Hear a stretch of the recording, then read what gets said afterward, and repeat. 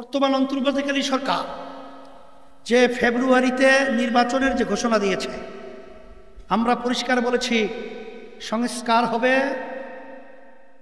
এবং এই খুনিদের, জালেমদের, টাকা পাচারকারীদের দৃশ্যমান বিচার আমরা দেখব। এরপরে পিআর পদ্ধতিতে নির্বাচন বাংলার জমিনে হবে। কিন্তু বর্তমান সরকার যে ঘোষণা করেছে নির্বাচন, সেই নির্বাচনের মধ্যে আমরা পরিষ্কার দেখছি এখন পর্যন্ত লেভেল প্লেইং ফিল্ড এখন পর্যন্ত তৈরি। লেভেল প্লেইং ফিল্ড যদি তৈরি না হয়, তাই সেখানে আমাদের জানের মায়া নাই, কথা বলেন না, নাই আমাদের টাকার মায়া নাই। এখানে আমরা নির্বাচনে যাব, আর এখানে রাস্তাঘাটে যে তাণ্ডব এখন আমরা লক্ষ্য করছি, সাংবাদিকরাও নিরাপদ না মেরে ফেলায়। সোহাগের মতো ছেলেকে পাথর মেরে বর্বর যুগের ইতিহাস হার বানিয়েছে।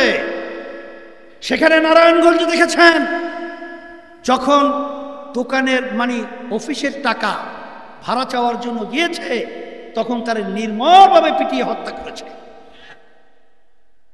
এই 5ই আগস্টের পরে বড় একটা দলে নিজেদের কোন্দলে হয়তোবা চাঁদা ভাগাভাগি অথবা অন্য কিছু, প্রায় 200-এর উপরে নিজেরা তারা দ্বন্দ্ব করে একজন আরেকজনকে মেরে ফেলছে। এই অবস্থায় কি লেভেল প্লেইং ফিল্ড আছে? কথা বলেন, আছে? এই অবস্থায় আমরা নির্বাচনে কিভাবে যাব? লেভেল প্লেইং ফিল্ড না হওয়া পর্যন্ত এখানে আমরা নির্বাচনে যেতে পারি না, আর নির্বাচন হতেও পারে না। এই জন্য আমরা পরিষ্কার ঘোষণা করছি, দৃশ্যমান আমাদের বিচার প্রক্রিয়া আমাদেরকে দেখাতে হবে।